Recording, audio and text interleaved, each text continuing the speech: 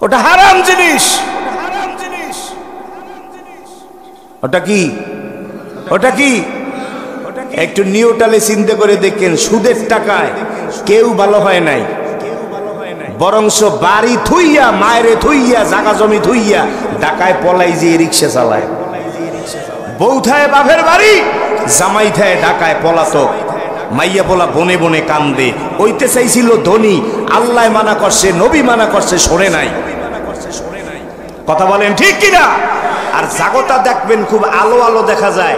5 বছর পর শুনবেন 5 লাখ টাকা আসিল, 10 লাখ টাকা ঋণ বাজছে। কথা কি বুঝতে পারছেন? তাহলে আমি যদি গুনাহ না করি আমাকে কে গুনাহ করাইবে?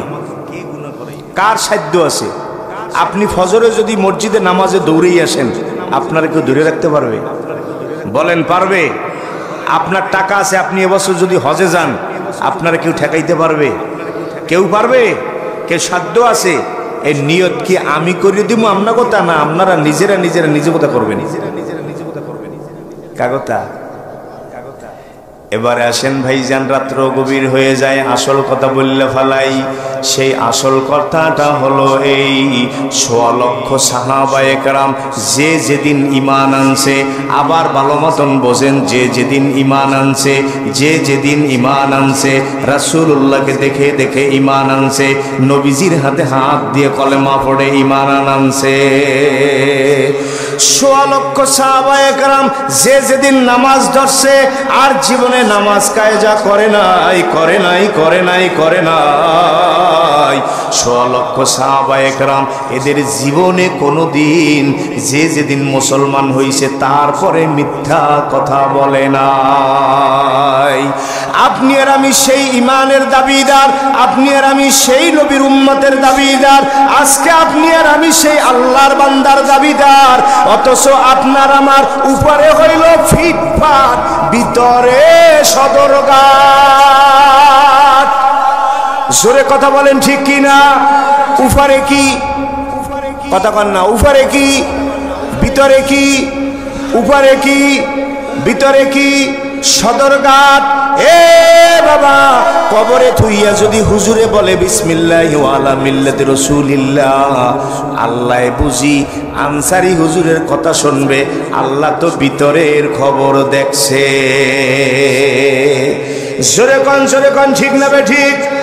অতএব এবার আমরা হাত তুলবো, আমরা কি খাঁটি ইমানদার হইতে চাই না 2 নাম্বার? হাত জায়গায় বইতেন। কয় নাম্বার? জোরে বলেন কয় নাম্বার? মুখে বলেন কয় নাম্বার? হাত নামান। আজকের থেকে যদি গুনার কাজ না করেন, যেটুকুন নেকি দরকার আল্লাহ দায়িত্ব নিয়ে ওই নেকিটুকুন করাইয়া আপনারে জান্নাতি বানাইয়া তারপরে পাঠিয়ে দেবে। কিন্তু আপনার আমার কাজ কি? গুনার কাজ আর করবেন না। গুনার কাজ যদি না করেন তাহলে দরকার কি জান্নাতে যাইতে? নেকি। এই গুনার কাজ না করার ভিতরে নেকি আছে। আর একবার হয় না? এইবার জবাব দেন। 2টা উদাহরণ দিব। সামনে রমজান আসতেছে না? রমজানে রোজা না রাখা কি? রমজানে রোজা না রাখা কি? আরে মুখ দিয়ে বলেন না, রমজানে রোজা না রাখা কি? তাহলে আমরা এখন থেকে নেক করবো সেটা কিন্তু বলি নেই, আমরা বলছি গুনাহ আর করব না। তাইলে 30টা রোজা কি করা লাগবে? কি করা লাগবে? কি করা লাগবে? রাখা লাগবে। তাইলে গুনার কাজ যদি না করি, নেকি আইয়া আমল নামা এমনি ভরিয়ে যায়। ফজরের নামাজের সময় হইয়া থাকলে গুনাহ না সওয়াব? ফজরের নামাজ ফরজ না? ফজরের নামাজ ফরজ না? এই ফজরের নামাজ যদি না পড়েন, গুনার কাজ করলেন না নেকের কাজ করলেন? তা আজকে যে ওয়াদা করলেন গুনার কাজ আর করবেন না, তাইলে ফজরে কি করা লাগবে? নামাজ পড়তে হইবে। আপনি গুনার কাজ করবেন না হিসাবে ফজরের নামাজ পড়ন লাগবে। নামাজ পড়লেই তো আমল নামা নেকিতে ভরবে। আবার আসতে কয়, যাদের টাকা আছে হজে যাওয়া তাদের জন্য কি ফরজ। যদি এই ফরজ তরক করে তাইলে কি হয়? কথা কন কি হয়? গুনাহ হয়। এই গুনাহ না করার কারণে সে হজ করতে যাইবে। আর হজ আল্লাহর হুকুম যদি অমান্য করে গুনাহ হইবে, গুনার থেকে বাঁচনের জন্য সে হজে যাইবে, নেকে আমলনামা ভরে যাইবে।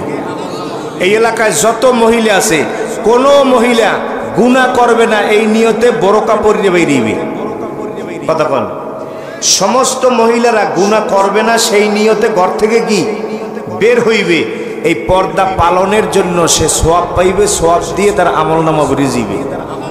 আরো জোরে বলেন সুবহানাল্লাহ। তাইলে নেকির কাজ করা লাগে না, গুনার কাজ ছাড়িয়ে দিলেই, গুনার কাজ ছেড়ে দিলেই আমলনামা নেক দিয়ে